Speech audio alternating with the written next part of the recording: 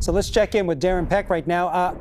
Could be a bit of a rainout, not a way to spend your opening day. No, not an ideal way to spend opening day. How bad is it going to get over there, Darren? Well, the thing for tomorrow, which is when the opening day would happen at the Coliseum, is we're in between systems. You might get an isolated shower tomorrow. We were looking at that earlier. You can't rule that out tomorrow really anywhere in the Bay, but it wouldn't be long lasting, and it certainly wouldn't put a damper on not only the game or the parking lot. All right, let's get into this forecast. Let's put this back into the forecast. I spent a lot of time in the last visit talking about the rain for today and tomorrow. There's one other thing about this current system that I do want to address. As gray as it's making things look outside here at home, I just want to draw our attention to the other side of the state real quickly, because this is going to be a decent snowmaker. We're not done with really good snowmakers coming in across California. If we just go to the I-80, Highway 50 corridor, this is just tonight into tomorrow. There's going to be another 1.5 feet of snow coming to Donner Pass, snow level down to 4,000 feet. Where were all these storms in December and January?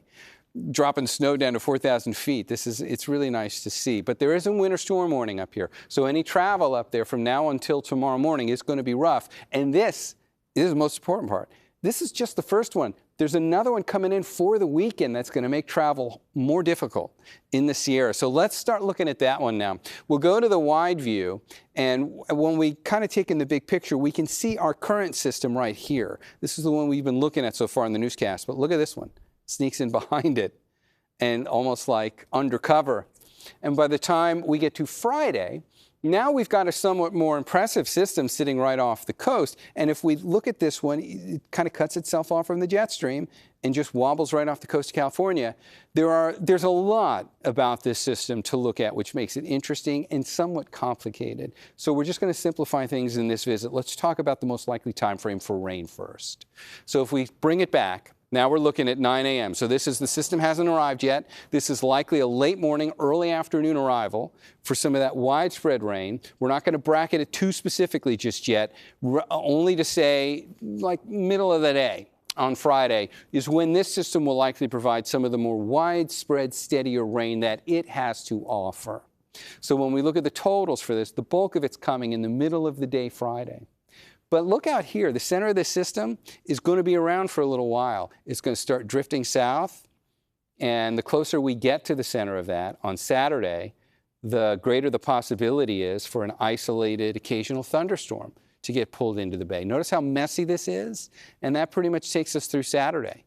So the simplified takeaway, widespread steady rain through the middle of Friday, and then isolated on again, off again, scattered showers with an occasional thunderstorm maybe on Saturday.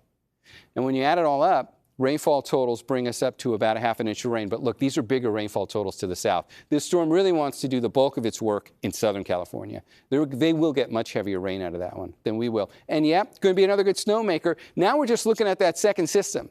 This is just the Friday into Saturday system. Once again, snow level comes down to 4,000 feet, and we're looking at perhaps another 1.5 feet, maybe 2 feet of snow in the Sierra, and there's likely going to be another winter storm warning that goes along with that one.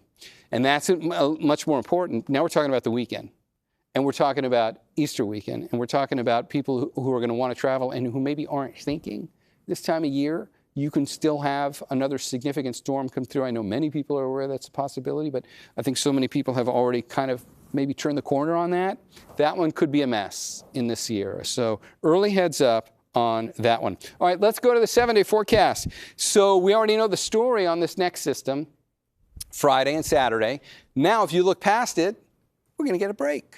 There's really not a whole lot that shows up back here at all, but daytime highs that once again start climbing back up to near 70. So by early next week, we're going to turn a nice corner. And I don't see any other storms, at least not within the range of like the 1.5 week time frame where you can look out at these things. There really doesn't appear to be anything coming after the one for this weekend. All right, guys, back to you. All right, Darren, thanks so much.